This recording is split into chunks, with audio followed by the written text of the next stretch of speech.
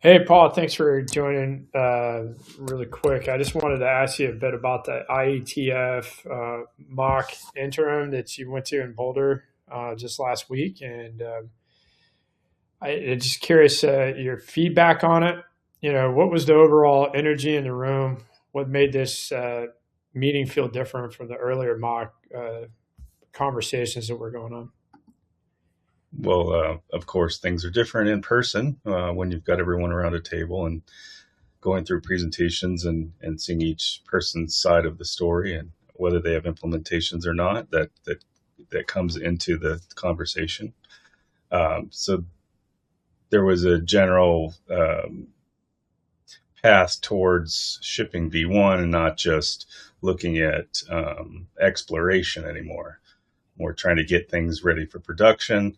Of course, the upcoming shows, especially for OpenMOC, getting the implementation that we're going to produce for the show is very active in most people's minds in the group. Yeah, And you're talking about NAB in particular for that one, right? In April. yeah, So, yeah, yeah. especially in NAB, but they also have I believe, an interim next month in Tokyo or something. I don't remember or Shenzhen. I think it's Yeah, in that's China. right. China. Yeah, yeah, yeah. Yeah, so a few of them will be going over there. So yeah, there was a lot of there's a lot of influential people there. Of course, there's Alan over at Meta and Will at Akamai and Ali and the guys from I forget the name of the Oxygen University over in Turkey. Yeah, Um, that's Ali Began's university he works at. Yeah. yeah, Hmm. and yeah, just a lot of discussions. Some were contentious. Everything was pretty respectful though, so it was good. Covering various different things, trying to get things aligned and landed for the V1 of the RFC and the servers. Okay. Well, and I'm just curious, you know, security relays and resource protection. That was a big part of it. What do you think stood out in terms of the kind of this sort of security focus, right? And trying to get everything secure. Because I know, like, for example, the Cloudflare deployment right now is completely out in the open, right? And that's not Right. practical for production release. But Mm. it's interesting that we're kind of moving into that phase now. That I think this is less about experiments and more like let's get this ready for prime time. But I'm curious what Right. your thoughts are on that. Right. Of course, there's crucial issues with DDoS and stuff like that. Um, and like you said, it's pretty wide open. I believe all of the implementations out there are wide open. It's just a big hacker target to bring networks down or to impact people's experiences, which is not good for anything. Mike over at Cloudflare, he was had a little presentation about DDoSing and ways that things could happen and some of the mitigation ideas that were going around the room. Yeah, of course, and it covers. I mean, this is for billing too, so you wouldn't want someone. I believe Colin was talking about it. Um, if someone is paying Cisco or Akamai or CDN 777, Or you us. wouldn't want, yeah, or us, right? You got a SaaS or whatever. You don't want someone coming in and doing I forget, launch control. I forget what they call the hacker tool that does DDoSing, but you wouldn't want a bunch of subscribed namespaces just flying at you from thousands of bots or something out there on all these devices that just hit you terabytes per second. Just you would not want to get that bill, basically. Yeah, no doubt. All right. Well, I mean, it's good to see that everybody's kind of focusing on these kind of the polish at the end of it to get this ready. Yeah, get Um, it like up to carrier grade, basically.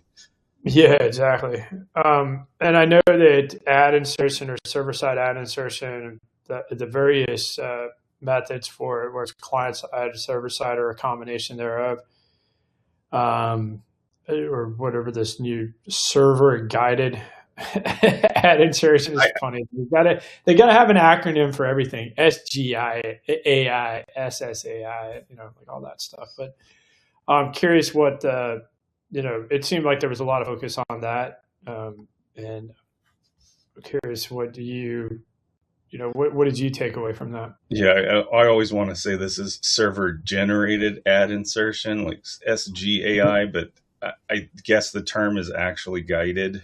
Both kind of make sense in my mind, so it's hard Mhm. to switch back and forth because you basically, and like the message that was created, I don't think it's actually in the spec yet, but it's the substitute message, and a lot of these things focused around whether they should be on the server or should they be on the client. And of course, if they're on the client, if you send anything to someone's browser and you do processing and not on that end, it can be blocked and played with and misdirected. People aren't watching ads, so then you don't get that exposure to the client that someone's paying you to have seen as part of the clips.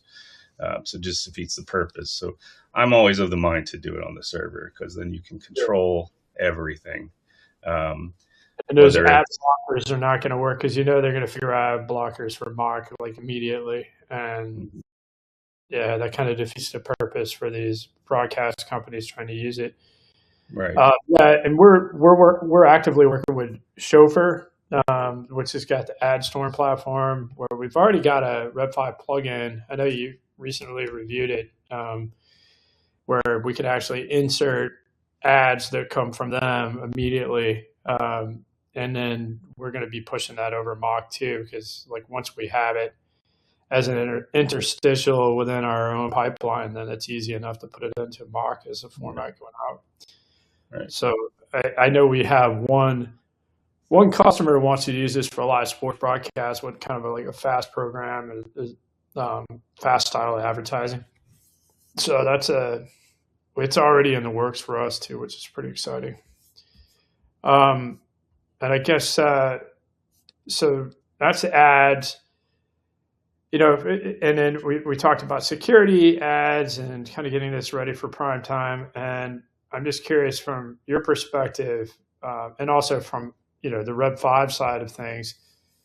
What do you think are the most relevant for real time streaming and kind of the future? Um, well, I think some of the things that were discussed there were more about not necessarily live streaming, but a lot of VOD content and that sort of thing. Of course, there is always the live component, but um, a lot of it was around grabbing stuff from caches to improve the experience so that you're not waiting. No matter where you are in the world, you would have things that impact your connection to the mock server, the mock relay. So whether you're on a slow connection, fast connection, that also was talked about, the ABR situation. I don't know if anything actually landed for that, but there's definitely a lot of discussions around it, as well as the joining fetch. Again, not sure that really landed. Maybe that's something they're going to tackle next month.